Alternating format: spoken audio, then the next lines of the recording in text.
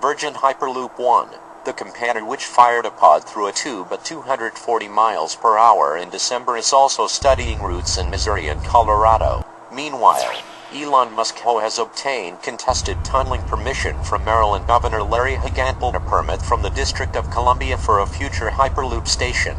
But let's first look at the Hyperloop that Grace Gallucci, the head of the Cleveland Regional Planning Association, the Northeast Ohio Area-wide coordinating agency NOCA, told local radio could be running to Chicago in 3 to 5 years, and to the study of which the NOCA contributed $600,000. The company behind it, Hyperloop Transportation Technologies, is one of a handful of U.S. entities that have emerged since Elon Musk first introduced the idea in 2012. In a promotional clip for the Great Lakes Hyperloop that plays like a sequel to Chrysler's Detroit Super Bowl commercial, a gravelly voice intones that this is not a dream.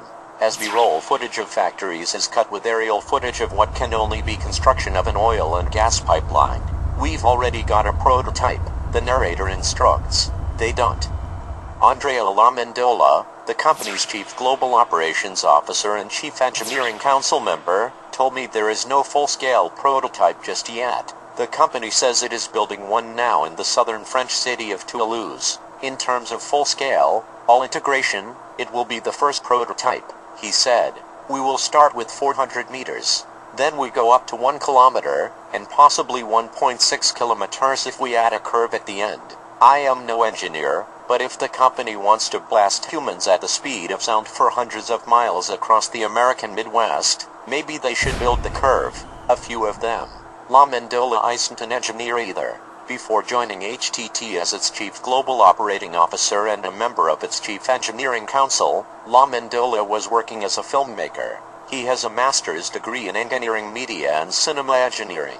It's a well-deployed skill set. What Hyperloop Transportation Technologies lacks in nuts and bolts, it more than makes up for in Hollywood flair. The pods will be coated in vibranium, a rebranded carbon fiber whose name you may recognize from Black Panther. The company's co-founders have similarly little experience in transportation or infrastructure. Bibip Gresta, HTT's chairman, is an entertainer-turned-entrepreneur with a string of content and media ventures to his name.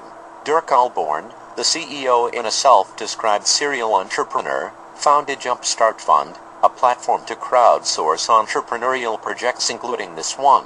What Hyperloop Transportation Technologies lacks in nuts and bolts, it more than makes up for in Hollywood flair. It's there, they have frequently stated, that the company's unique advantage lies in the more than 900 volunteers so enamored with the idea of a functional Hyperloop that they deploy their time and expertise suggesting materials, building simulations, or developing marketing in exchange for stock options. A fawning Harvard Business Review case study published in 2017 cast conventionalities like paying full-time salaries and being focused on traditional employment as substantial disadvantages. The study praised HTT's cost-saving strategy of collaborating over Google Docs and reported that the company's more than 60,000 social media followers contributed in various ways, including alerting the CEO to new engineering research. In inventing and implementing a commercial transportation mode, the method is unorthodox, to put it mildly.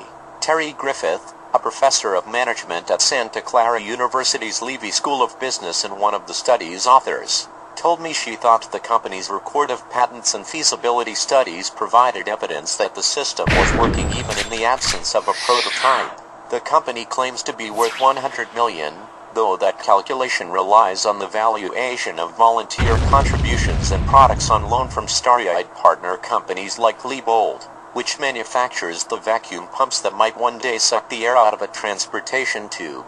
LaMendola says the company now employs about 40 salaried engineers, who are charged with merely reinventing the relationship between time and distance. There is reason to think high-speed vacuum tube transportation can work, at least on paper. A pneumatic subway briefly opened beneath Manhattan in 1870. A technical analysis by NASA's Glenn Research Center in Cleveland supports the Hyperloop as a faster, cheaper alternative to short-haul aircraft. The reinsurance firm Munich Re believes the concept is feasible and insurable in the medium term, though it also notes the nature of the challenge is extreme. Gresta and Alborn are more optimistic still. As early as 2016, Gresta told Wired, We have solved all the technical issues, but in the intervening 2 years, the company didn't even begin the construction of its prototype, instead promising a real, functioning Hyperloop in Key Valley, California. For a while, HTT claimed that system would be giving rides in 2017 or 2018 inches of back of the napkin planned city of 75,000 in the California desert northeast of Bakersfield. The real estate project collapsed late last year. HTT never got beyond applying for a conditional use permit, according to the Fresno Bee. A collaboration with Deutsche Bahn was supposed to yield a passenger train by early 2017. Nothing has come of it. The inability to get stakes in the ground has not stopped HTT from garnering prestige and cash from deals around the world. However, in January 2017, an exploratory agreement for a Hyperloop between Brno, Czech Republic, and Bratislava, Slovakia. Also that month, an investment from Sheikh Falah bin Zayed, a United Arab Emirates royal, for a route to Abu Dhabi.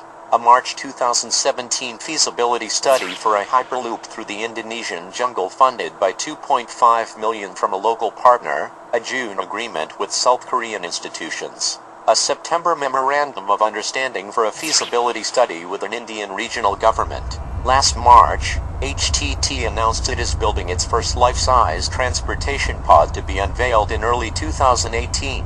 Slate asked HTT for comment on or updates to these timelines but has not heard back as a publication. Now Ohio joins that list, with the beginnings of what La Mendola called a public-private partnership.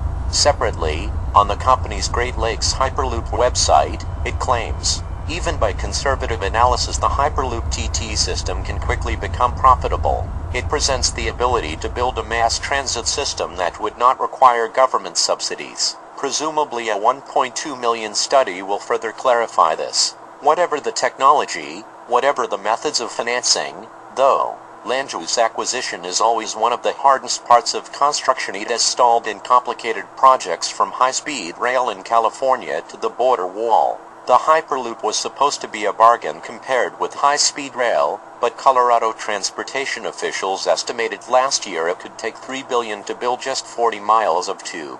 One option, La Mendola suggested to me, was to try to use existing rights-of-way, though the bends in, say, an interstate highway median are obviously not intended to be taken at 500 miles per hour. The folks at NASA suggest building it underwater. The other option, La Mendola said, is to not only construct high-speed tubular interstate transportation, but also become almost a utility provider for the community. Gresta outlined some of the possibilities in his 2016 conversation with Wired. Pylons that double as vertical gardens, adorned with solar panels and wind turbines. You are the farmer. I come to you and say, listen, I put one pylon every 200 feet on your land, okay? In exchange I give you electricity, water, and I give it to you, and you can do whatever you want and make a profit off it. It sounds almost too good to be true. I think electric cars and autonomous vehicles will be great things. Gates then cast doubt on the Hyperloop, Elon Musk's proposed high-speed transit system, adding, I am not sure the Hyperloop concept makes sense. Making it safe is hard.